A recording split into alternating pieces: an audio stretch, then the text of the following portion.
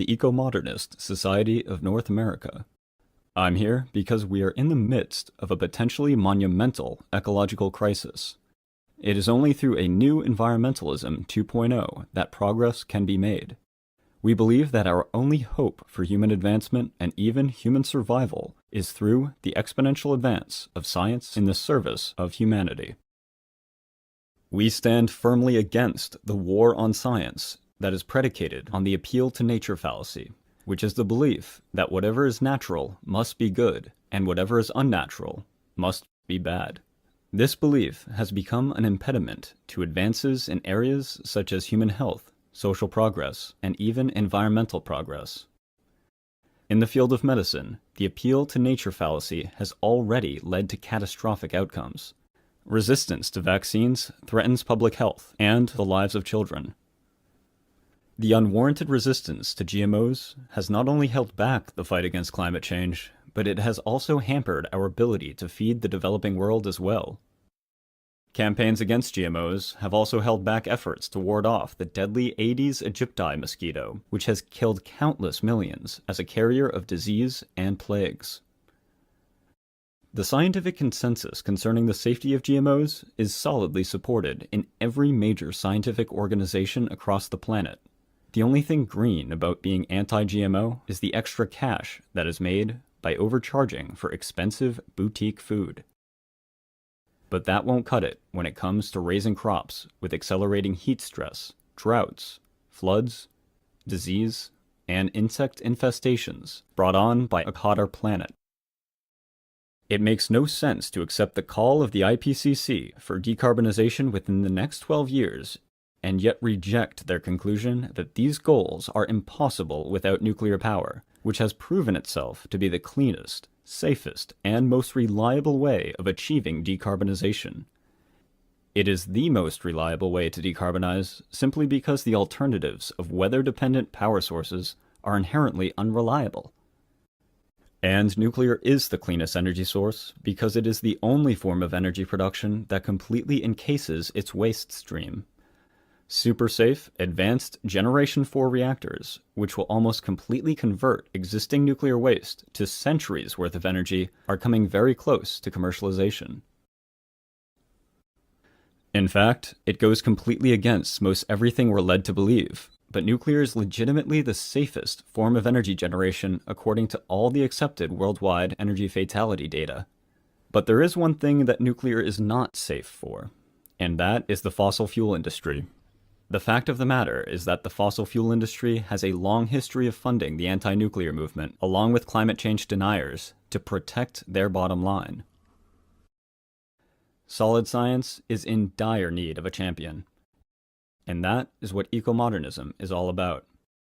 Eco-modernism is a new environmental paradigm which looks to reverse the fear of nuclear power and scientific progress in general. Ecology-based modernism is the most direct way to define it. Eco-modernism as a philosophy is described in the Eco-Modernist Manifesto. We believe humanity should not be rejecting technological progress, but rather separate our impacts from nature through the responsible use of technology and urbanization. Urbanization is an unstoppable worldwide trend and the best solution to many environmental problems. It offers sustainable development for the human population and is a historic antidote to both deforestation and species extinction as humans move away from using wildlife as their protein source. Vertical, urban, high-rise architecture minimizes the use of land, resources, and energy, enabling walkable cities that facilitates the more efficient use of mass public transit as well. It must be emphasized that our support for technological solutions is definitely not about defending industrial polluters, nor do we accept funding from corporations or industry. Nor does our defense of technology imply that we just need to sit back and let things take care of themselves. To the contrary, we believe that humanity is at a crossroads that severely threatens our future on this planet. We reject the idea of resource limits on many levels. The advance of science has a long history of getting around problems of resource scarcity and will continue to do so. Another reason is that Earth is just one of a multitude of worlds available to explore in our solar system and beyond. comets, and asteroids are untapped reservoirs for raw materials. If we could find a way to thrive in artificial ecosystems off-world, we could use what we learn to help sustain terrestrial ecosystems here on Earth. I hope by now you understand the worthiness of our cause. Ecomodernism is really only a philosophy at this time. I want to talk to you about the necessity of turning it into a movement, which will be part of the larger environmentalist movement. For it is only through our presence and participation that there can be any hope of moving environmentalism in the right direction. Our aim is not to divide the environmental movement, but rather to multiply its numbers with the incorporation of many scientific and educational communities that is working to both build chapters of eco-modernist societies and support our growth worldwide. We aspire to increase our numbers by bringing together the numerous supporters of climate action that have been alienated by mainstream environmentalism's wildly contradictory support for the shutting down of nuclear power plants in the midst of a climate emergency, and welcome them into our ranks. Thank you.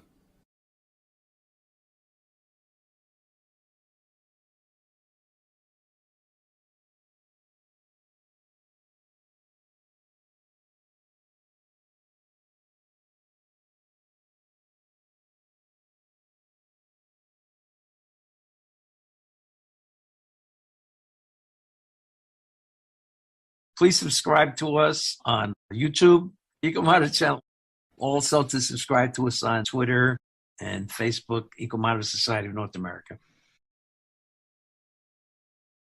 And online at https ESNA.earth. Welcome to the Eco-Modernist Society of North America. We're a modern urbanist environmental organization with a focus on clean energy, housing density, and the application of technology in medicine and agriculture. We are privileged to bring you speakers with a focus on these and other areas in order to show you the future of a prosperous human civilization which preserves the Earth's wild spaces.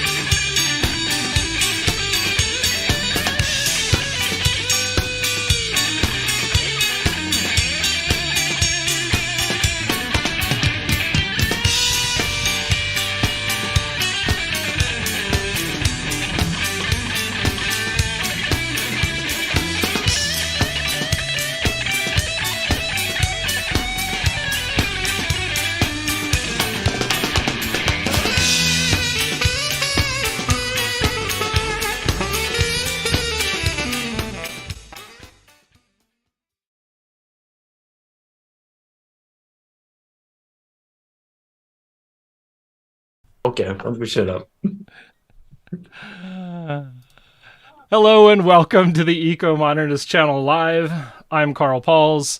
I'm joined by Gabriel Ignetti, Chris Bergen, William Ikwatu, and our special guest today is the Rad Guy, aka DJ. Thank you, DJ, so much for showing up and sharing with us your advocacy and a little bit of the insight in public acceptance of nuclear and how you're really reaching this new generation. Gabe, do you wanna start us off?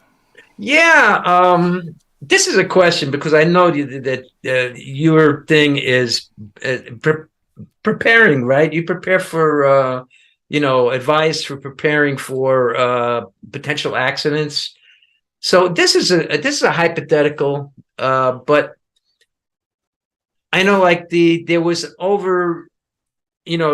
been told that there was an overreaction to the Fukushima accident in terms of evacuation and everything.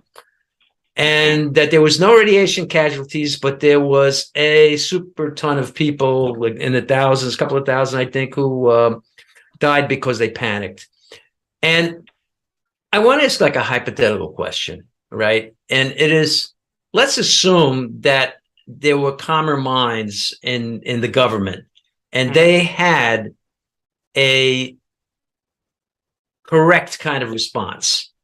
Would there have been any deaths or sicknesses that you think that might have came out? And also, I have a second question too.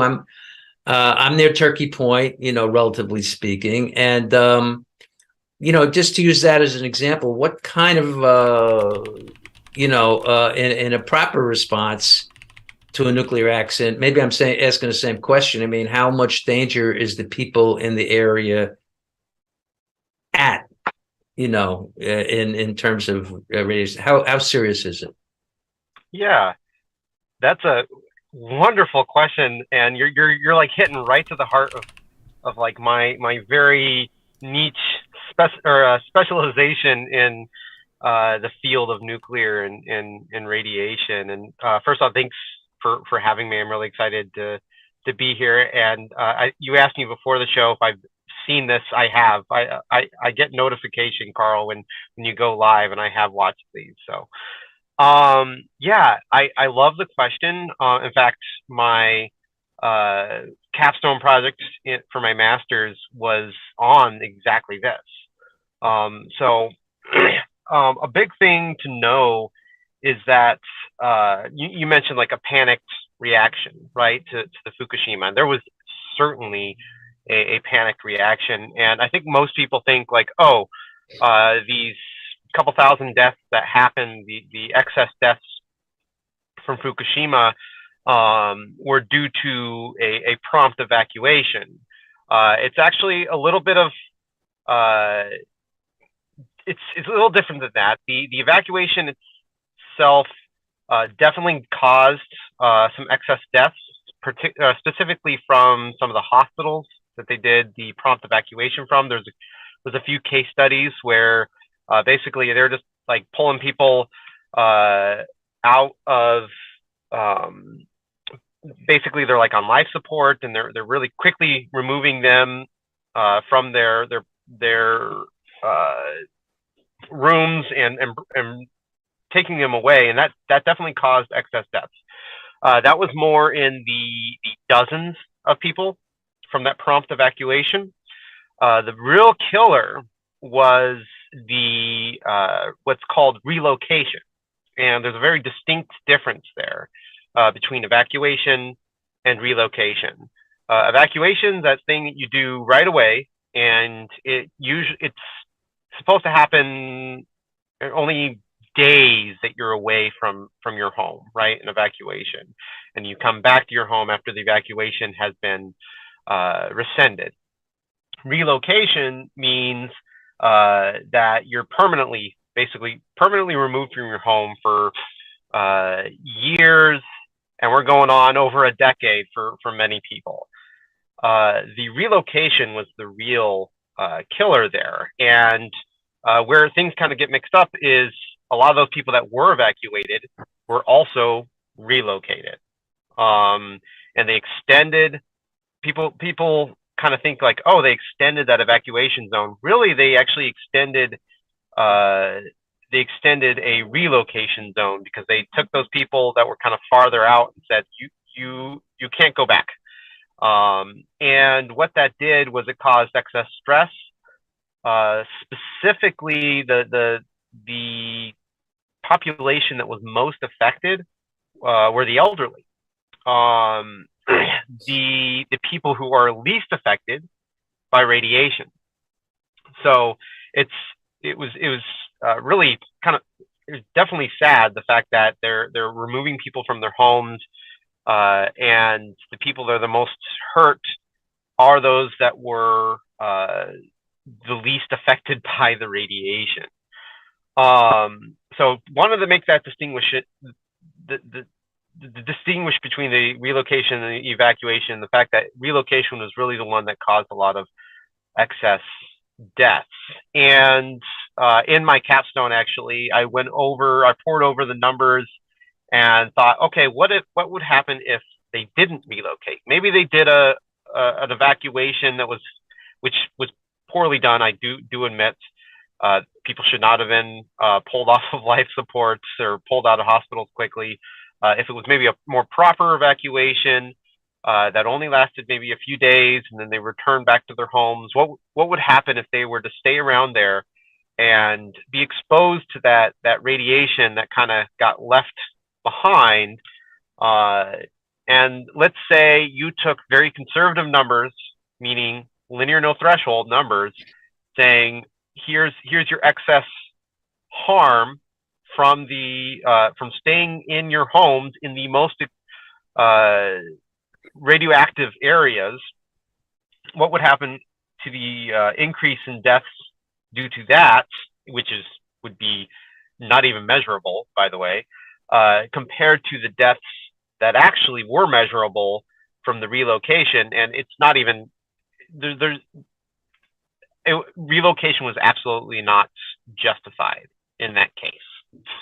When you're purely looking at the deaths caused by that stress of the relocation and the hypothetical deaths caused by the radiation, the immeasurable deaths, it was not justified.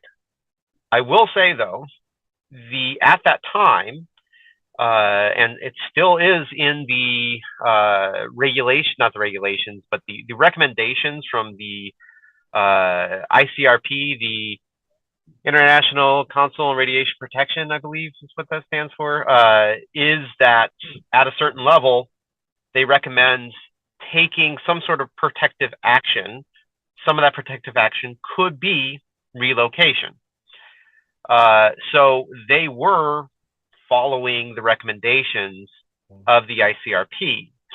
So they could have done better, in my opinion. They should have thought about it a lot more, talked to the public more, but they were following the recommendations. So it was kind of hard for them to say, oh no, we're not going to follow international recommendations. I do think, and this is something in my field we are talking about a lot, there needs to be a change in the paradigm when it comes to hastily deciding whether or not you're going to relocate people, because relocating people is very harmful.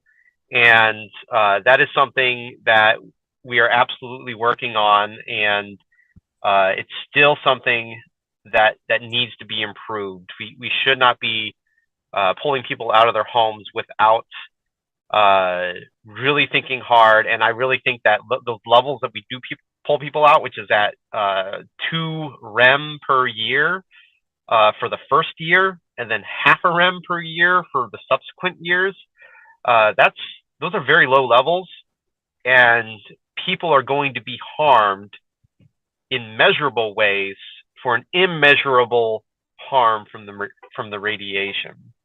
So we definitely need to change that, and that's something that I've been working on myself, and I've been talking to a lot of people in my field about it, and it's definitely a conversation that's going on. Awesome. So let me sandwich this intro and talk about DJ's background. DJ, aka the Rad Guy, is the Rad Guy Glows on TikTok or the Rad Guy 5 on Twitter. He comes from the nuclear navy. He has a BS in nuclear engineering technology and a master's in health physics. DJ has some authority on these decisions of policy because he's a career state level employee in nuclear safety. So he's really bringing to us exactly the recommendation of his region of the country, which has nuclear plants. And so he does disaster planning, evacuation planning, and like basic health recommendations based around the risk of nuclear energy in America. So I want to sort of comment on that Turkey Point thing and give us some context. The nearest grocery store from Turkey Point Nuclear Generating Station is 9 miles away. And that, 9 miles to kilometers is 14.5. So the initial evacuation zone at Fukushima Daiichi, that was 20 kilometers. So around Turkey Point, there would be some evacuation, but we're not talking about evacuating Miami. And that's a big distinction. Like Miami is much further away. When we're talking about getting to downtown Miami, Florida, that is 40 miles. Or I'd lay you a bet there'd be a super ton of people evacuating anyhow. Right, but no one's going to. We're not going to have another 3 Mile Island panicked evacuation. And when we talked to Lake Barrett, that's sort of the discussion that we centered around was this a wise decision from the public health officials to evacuate? And the answer, I don't know. DJ, what's your answer? So for Fukushima specifically, or 3 Mile Island or Turkey Point, or any of these. So that's very tricky, and the thing with Fukushima is, if you look back through the whole timeline and the fact that they knew very little, they were trying to lean on the what they would say is a more conservative side, is because they had very little information. I mean, the power was out, right? Like, so you typically what you want to do is be in direct communication with the power plant. You want to be making dose projections. You want to be doing a lot of different things. They couldn't do that. So a prompt evacuation in the emergency planning zones was probably okay to do. It sounds to me like in those areas, they probably needed to have better communications with the hospital, saying like, no, you're shelter in place. And personally, I believe that we shouldn't actually be leaning towards prompt evacuation as our primary. Shelter in place is should be the primary. That first thing that you go for is like, okay, let's shelter in place in this area, and if we have readings by our field teams that go out there with meters showing that, oh, maybe we should be doing evacuation, then reconsider. So I know I didn't give you a really good answer there, but I think primarily shelter in place should be that first initial reaction. And then maybe if we're getting to like, oh, they're going to get 25R if they shelter in place, like, okay, maybe then we should start considering doing an evacuation. But right now in the US, the recommendation is at 1 to 5R. I don't know how much your viewers know radiation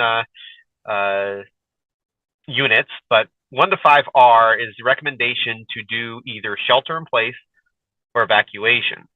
In my opinion, the first thing you should be thinking about is like, okay, shelter in place. And then maybe once it reaches a certain point, then we say, okay, maybe evacuation in the closest, most, the highest radiation areas, maybe that's where evacuation comes into play. that, in my opinion, should be actually quite higher levels, definitely greater than the 5R. And then they should be in the pre-planning zones where you actually already have canned scripts saying, like, if you live within this certain geographical area, you should be sheltering in place, and then if you live in this area closer to the plants, maybe a evacuation is necessary. Go ahead, Gabriel. So to accompany that, I'm going to bring up a image.